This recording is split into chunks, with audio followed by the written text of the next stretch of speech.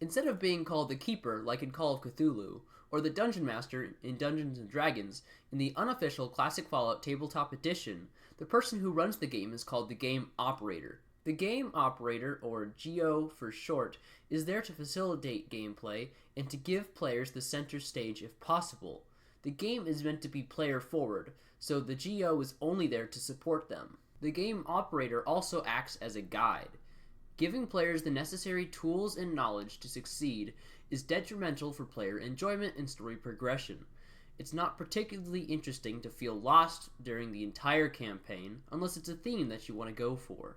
But it's up to the players to decide if they want a more hand-holdy, linear adventure or one that's more open world with less direction.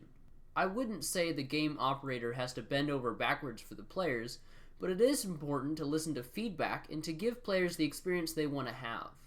What is important is to get feedback from players, especially in the first couple sessions. If players want a more combat-focused campaign, then that is something you'll have to integrate into your story. If players don't really like combat, then it's important to incorporate that too. Remember when I said that GO acts as a guide? Well, this includes knowing the rules and the functions of the game. Something that GO might have to do is to repeat themselves when explaining the rules, sometimes with every turn, just until players get acclimated. Once players get a footing, they can progress the story at a much faster rate.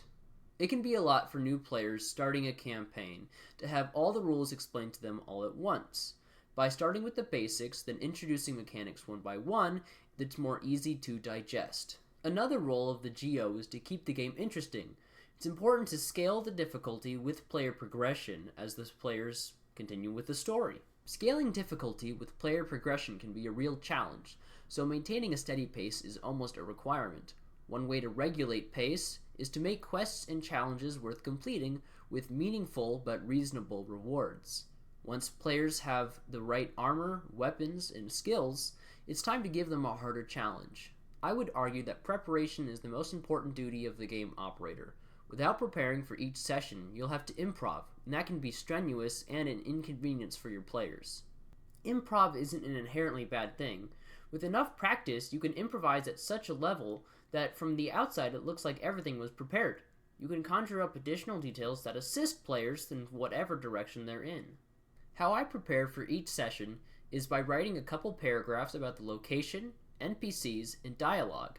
I like to give a certain amount of detail describing the scene in order to make the game more immersive. Describing the location players are in with some level of detail gives them something to visualize, which makes it easier to roleplay. Players will often make a decision you're not prepared for. When given the task of killing a target, players might befriend them and have them join the party. For the next session, you might have to make a character sheet and have one of the players play as them. Another option is to stow them away and collect the reward money anyway. Another viable option is to skip the quest altogether. Allow players to make mistakes and to go with the flow.